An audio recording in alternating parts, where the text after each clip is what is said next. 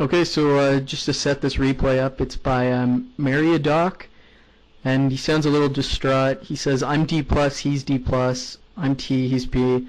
I don't know what the fuck happened here. Did I scout too late? Did I scout badly? I mean, I find it hard to deal against 3 Nexus that fast. So what should I do? Just set up an aggressive push? Which I did, but it was a really bad push while expanding. I just can't fight against such a mobile army. Sounds like every Terran's problem. Yeah, it's really it's a hard roadblock in TvP to overcome that.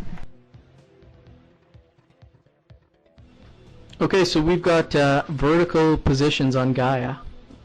I mean, this should favor Terran in my mind, no?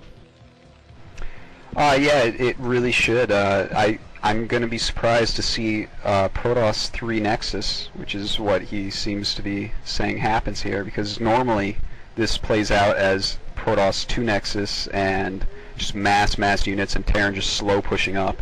And yeah, these positions definitely favor Terran. Like, I mean, where... I know the answer because I've seen the replay, but where is Protoss going to put the 3rd Nexus that even makes sense? I mean, if he puts it at 3, that's no good. If he puts it at the mineral only, that's really bad. And if he puts it top left, that seems just too far away. Most Protoss that try to take a quick 3rd on here in these positions, I have seen take, in these positions the Protoss would take 12 o'clock and make a pylon wall. Okay, yeah, I guess that would work.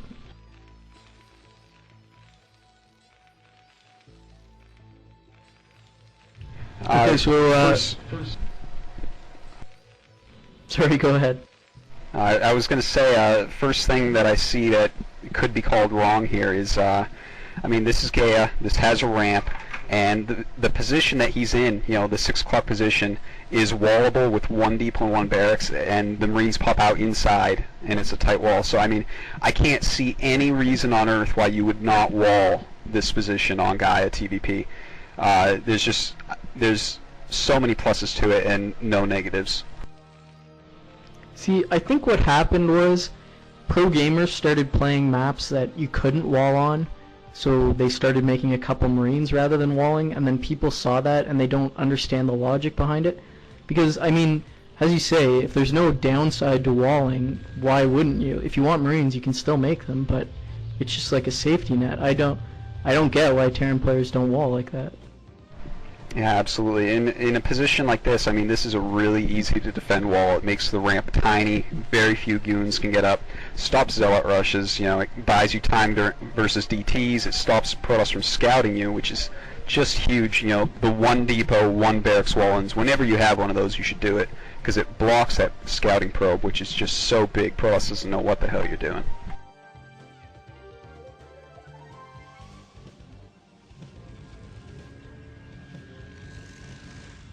Okay, so he's got the SCV, and I'm just waiting to see if this is going to be a 1-gate range or if there's going to be a 2nd gateway added.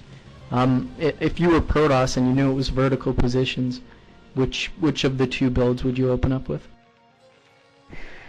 It's hard to say because there's 2 really good builds Terran can use here, and one of them kills one and one of them kills the other. It's if they go 1 factory siege expand, then a 2-gate goon is a horrible opening versus that. But if they go for a 2-fac rush, because distances are so short, then the 1-gate goon is horrible against that. So it's really kind of a gamble. I would say Protoss just wants to scout as best they can and choose one or the other. Which ties into why walling is so important. Absolutely. I mean, a lot of Terran players have trouble when Protoss blocks the scouting. I know I do. And why not do that to Protoss as well? I mean, there are, several different openings that Terran can do, and if Protoss has to guess, I mean, that's just more power to the Terran.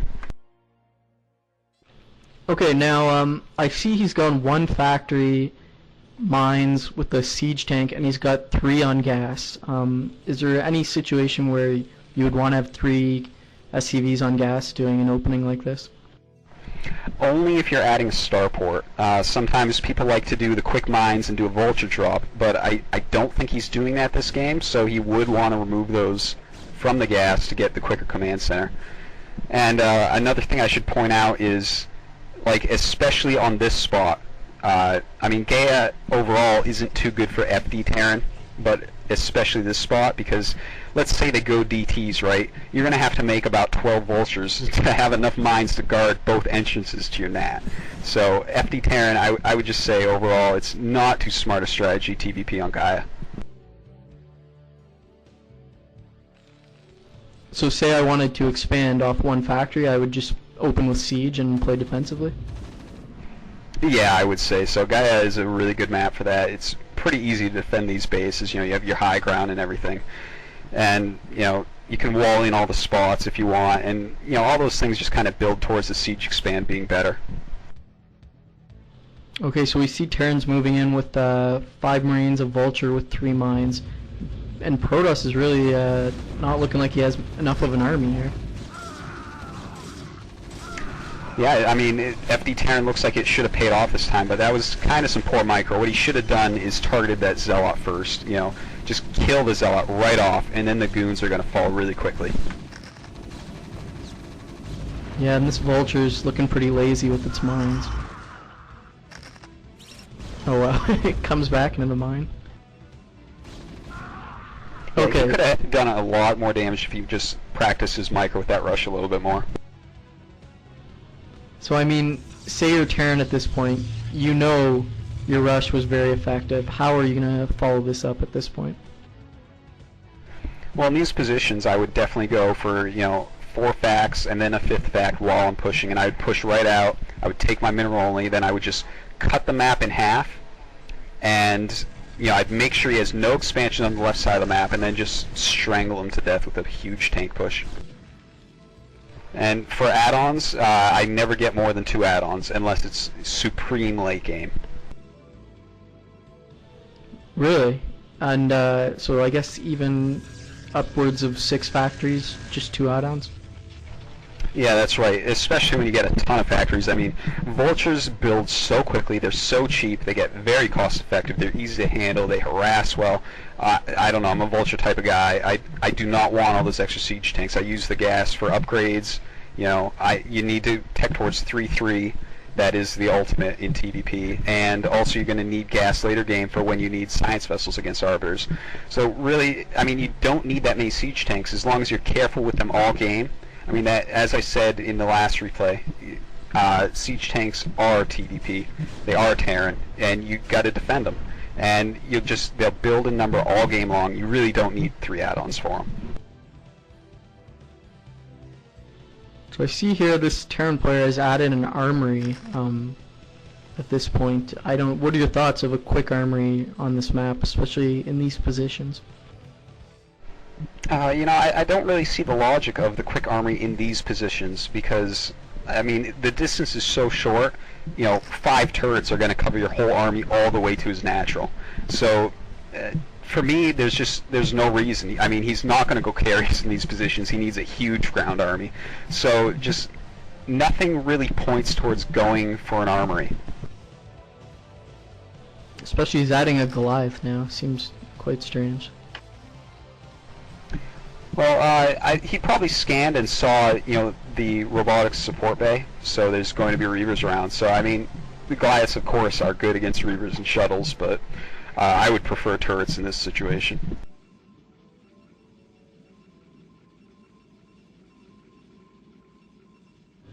Okay, so during this build-up, I'm just going to go to another question that was written on the forums. DTF0 wants to know, how do you respond to a 13 or 14 Nexus? You find him early or you find him late. How would you respond in either situation? Well, the first thing I do is call him a newbie for using such an unfair build order. But then I have to look and see what I already have. When did I scout them? Let's say I scout them first position before my factory even starts. Then I will do an SCV Marine all-in most of the time. I mix it up some so that people can't predict what I'm doing, but most of the time I'm going to rally SCVs, have one guy on gas, build a proxy factory, you know, I bring 8 SCVs and just rally my Marines and try to get a bunker up. Now, if I scout them second and I already have a factory up, now I have a couple choices. Like, if the factory's not quite done yet, I can either go, a Marine SCV Vulture Rally, which gets a little bit dangerous because they're going to have Dragoons, or I can do different things depending upon if I took SCVs off my gas.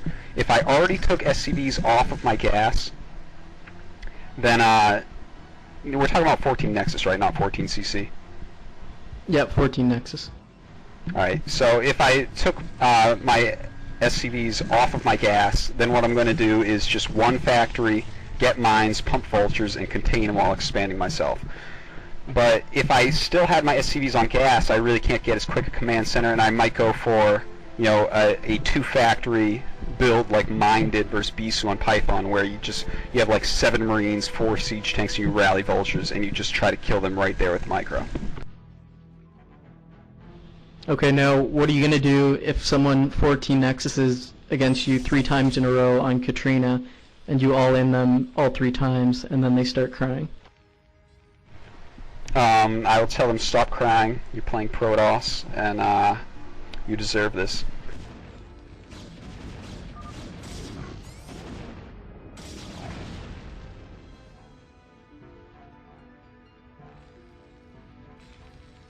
Okay, so it looks like our Terran player is getting ready to push out here. Is this at the proper time, and does he have the right amount of units for this? Well, yeah, it's the right amount of units. It is the right time. And he should have his Goliaths up there. There's really no reason to keep them. I see he has a couple behind his main CC. He needs to keep them up there. He needs to pick off observers. He needs to pick off shuttles. And what he should do here is just a well-spread push right up and just destroy that. A very slow push. You can't lose your units. He has a better economy than you now. You let him get that extra base up. So, just be very careful as you push up. It looks like his reinforcements are really slow to come in too. I mean, he's got 6 units sitting at his natural, and the natural's not like, half the map away. It's right there. There's no excuse not to have those right up front. But I think, as you say, a really slow push here with turrets and Goliaths. So there's really no way Protoss should be stopping this in my mind. What do you think of him splitting his army like this, sending it to top left? Well, I mean, if the Reaver wasn't there, it'd be pretty good, because this guy would have to cancel that Nexus right away. And I'm not sure if he will or not. For some reason, it looks like he's running away from a cannon that wasn't done. But, I mean, if he can kill it right away, it's fine. But he's got to lay his mines before he goes. See, he just got run over at his push, which is, I mean, look at his money. He has 900 minerals, 900 gas. So really, his macro fell off, and he didn't lay his extra mines. He didn't have what he should have had at that push. Okay, so this is almost the opposite of the problem we saw last game. I mean, this guy played strategically correct, I think, but his tactics and his mechanics, I mean, as you say, he didn't lay those mines. And if you're slow pushing, there's no reason not to have your tanks spread out. Like, he had them all clumped together. I don't know if they got stormed, but if they did, I mean, that would have been even worse. So, I mean, I think this is just a problem of tactics, really. It should be a pretty easy fix for this guy. Yeah, I think so. Just work on your mechanics a little bit, rally all your stuff to your push. You see, I see like 5 things in one factory, 2 tanks in another, and you still have a lot of money, and not really that many SCVs. So really, I think it's mostly a macro problem you had this game, and as Shill said, you've got to spread your tanks in a push, in a slow push. Okay, so, I mean, this replay's open. The last question we have for you is the question about the old 2-gate proxy on Bluestorm. If you see someone proxying in your main on Bluestorm, how would you respond to that?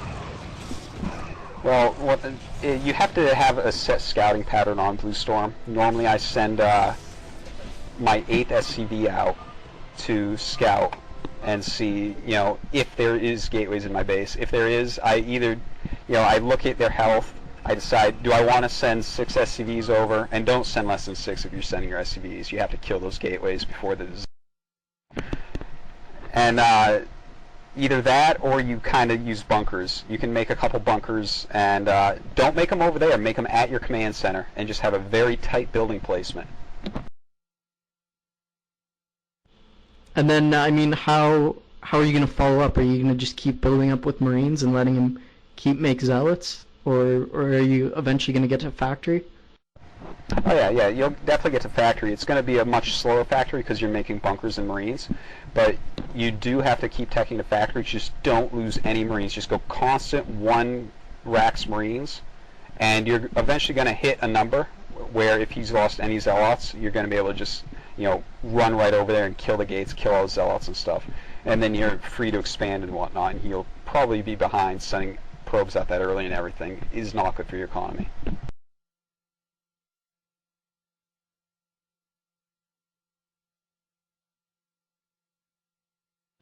Okay, take 2.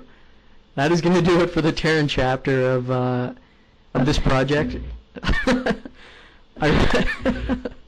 Oh god, that hand gets me every time. I hope everyone learned a lot. I did. I know I did. I don't even play Terran, so I think that was really great. Thanks a lot to Artosis and everyone else, Kenneget, for coming, observing. All of the IRC team who are in here asking questions and whatnot. I guess I'll leave the last word to you, Artosis, if you have any shout-outs or whatnot. High machine. Alright, that was pretty dope. Thanks, man.